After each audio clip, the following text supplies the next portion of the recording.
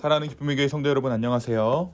오늘은 다 같이 우리 사무엘하 우리 24장 16절부터 마지막 절까지의 말씀을 묵상하도록 하겠습니다.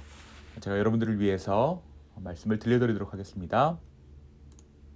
천사가 예루살렘을 향하여 그의 손을 들어 멸하려 하더니 여호와께서 이 재앙 내리심을 뉘우치사 백성을 멸하는 천사에게 이르시되 족하다 이제는 내 손을 거두라 하시니 여호와의 사자가 여부스 사람 아라우나의 타작마당 곁에 있는지라. 다윗이 백성을 치는 천사를 보고 곧 여호와께 아뢰어 이르되 나는 범죄하였고 악을 행하였거니와 이 양무리는 무엇을 행하였나이까. 청하건대 주의 손으로 나와 내 아버지의 집을 치소서 하니라.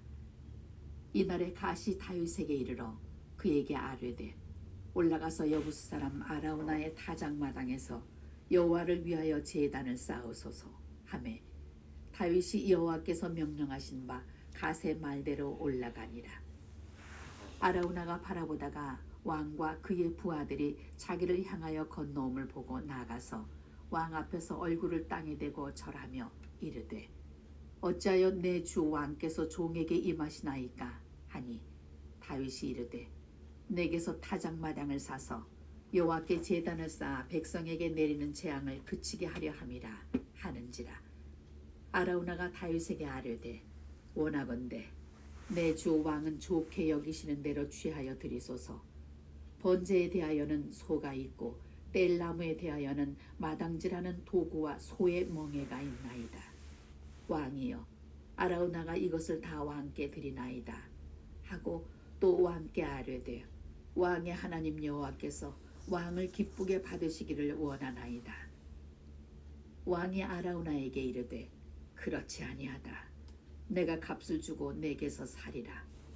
값 없이는 내 하나님 여호와께 번제를 드리지 아니하리라 하고 다윗이 은 50세겔로 타작마당과 소를 사고 그곳에서 여호와를 위하여 제단을 쌓고 번제와 화목제를 드렸더니 이에 여호와께서 그 땅을 위한 기도를 들으시매 이스라엘에게 내리는 재앙이 그쳤더라. 아멘. 네, 우리가 어제 말씀에서 이스라엘을 징계하시는 하나님을 보았습니다. 죄를 범한 이스라엘을 하나님께서 징계하셨는데 그 징계 이전에 하나님께서는 다윗의 마음을 격동하시고 다윗이 인구조사를 시행하게 함으로써 그들의 죄인됨을 드러나게 하셨습니다. 결국 다윗의 인구조사로 인해 이스라엘 전역에는 전염병이 돌게 되죠. 그리고 이 재앙으로 이스라엘에서 목숨을 잃은 자가 7만 명이라 말씀은 기록하고 있습니다. 다윗 스스로가 인구수를 세는 것으로 마음에 자족하고 나라의 미래를 대비하려 한 것에 대한 대가가 바로 7만 명이 목숨을 잃는 것으로 돌아온 것입니다. 요압이 지적한 대로 이스라엘의 흥망은 사람 수에 관한 것이 아니라 하나님의 마음에 달려있다라는 것을 하나님께서 징계를 통해 이스라엘에게 직접 보여주셨던 것이죠. 말씀은 이스라엘을 향한 징계가 어떻게 멈추었는가에 대해서도 기록하고 있습니다.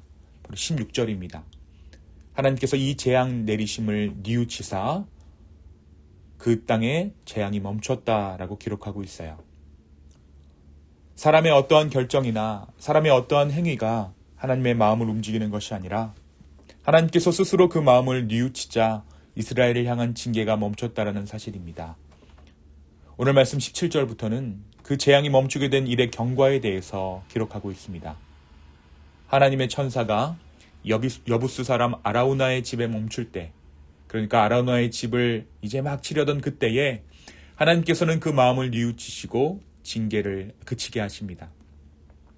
천사가 아라우나의 타작마당에 머물러 있을 때에 갓 선지자는 다윗에게 찾아가 바로 그곳에서 하나님을 위해 제단을 쌓을 것을 명령합니다. 그리고 그 명령에 다윗이 순종하죠. 다윗이 아라우나의 집에 들어섰을 때 아라우나는 왕이 자기 집에 왕림한 것에 놀랍니다. 그리고 다윗이 그곳에서 하나님을 위한 제단을 올리고자 한다는 이야기를 들었을 때 기꺼이 자신의 소유를 내어놓으며 그 모든 것을 왕의 마음대로 사용할 것을 권하며 자신의 소유를 다윗에게 바칩니다. 하지만 다윗은 그러한 아라우나의 제안을 거절하죠.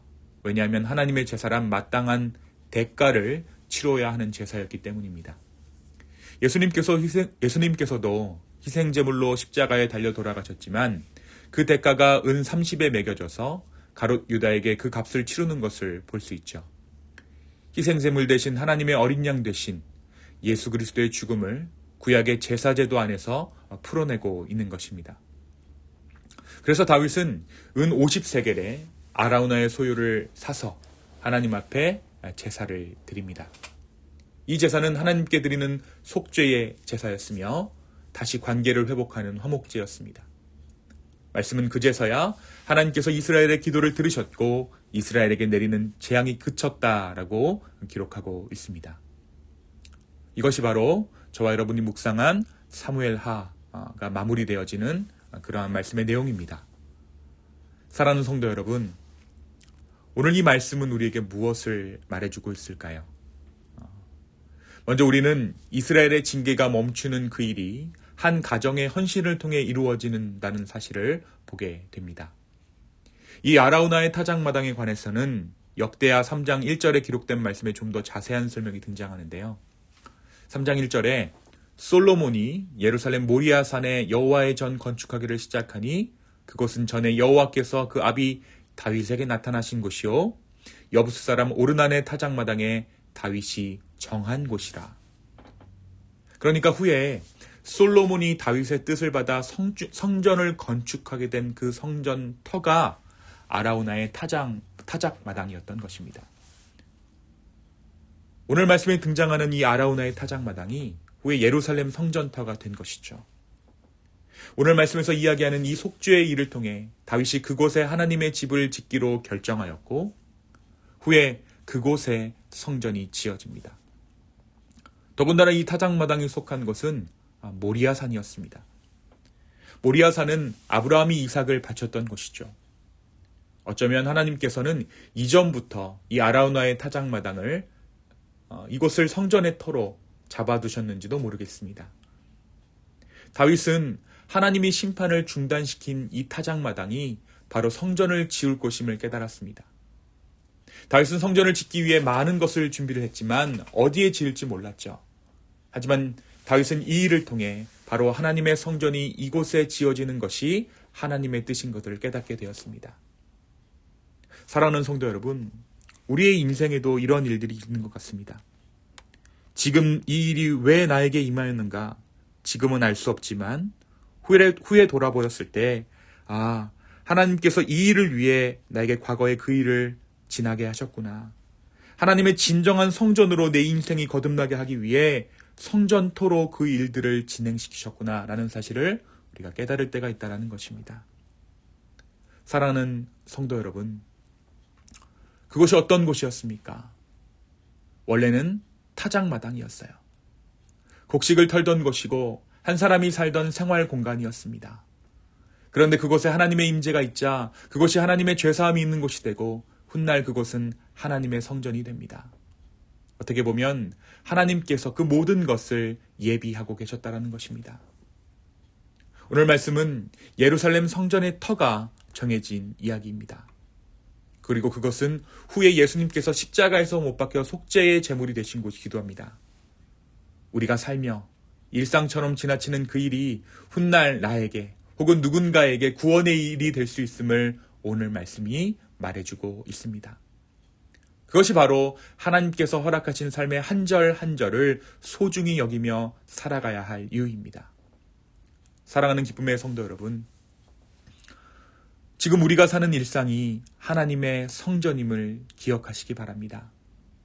삶을 살며 회개의 제단을 쌓는 곳, 하나님의 임재가 있는 곳, 그것이 하나님의 성전입니다. 아라우나의 타작마당이 알곡과 쭉정이를 골라내는 먹을 양식 고르는 곳이었다가 후에 온 인류의 알곡과 쭉정이를 골라내는 진짜 타작마당이 된 것처럼 우리 일상에도 지극히 평범한 하루라도 그 안에 하나님의 섭리가 숨어져 있음을 알아 범사의 주를 인정하는 저와 여러분 되기를 예수 그리스도의 이름으로 축원합니다. 하나님께서 살아계십니다. 우리의 지금 오늘 사는 이 오늘은 그냥 따로 떼어서 오늘이 아니라 미래에 잇된 영원함에 잇된 오늘임을 기억하며 하나님을 범사에 인정하는 모든 것을 주관하시며 계획하시는 하나님께 우리의 삶을 드리는 저와 여러분 되기를 예수 그리스도의 이름으로 축원합니다. 이 시간 함께 기도하겠습니다. 주님, 우리로 하여금 하나님의 크신 뜻을 알게 하여 주십시오. 그리고 오늘의 충실한 삶을 살게 하여 주시옵소서. 오늘 하루 우리의 삶이 온전한 아버지 앞에 드리는 제사 되게 하시고 예배되게 하여 주시옵소서. 그래서 훗날 정말로 하나님께서 원하시는 삶을 살았노라고 고백할 수 있는 우리 모두 되게 하여 주시옵소서. 주님, 다시 한번 우리의 마음을 드립니다. 다시 한번 우리의 상황을 아버지 앞에 올려드립니다. 주여 우리를 인도하여 주시옵소서. 감사합니다. 이 모든 말씀 살아계신 예수 그리스도의 이름으로 기도하였습니다. 아멘.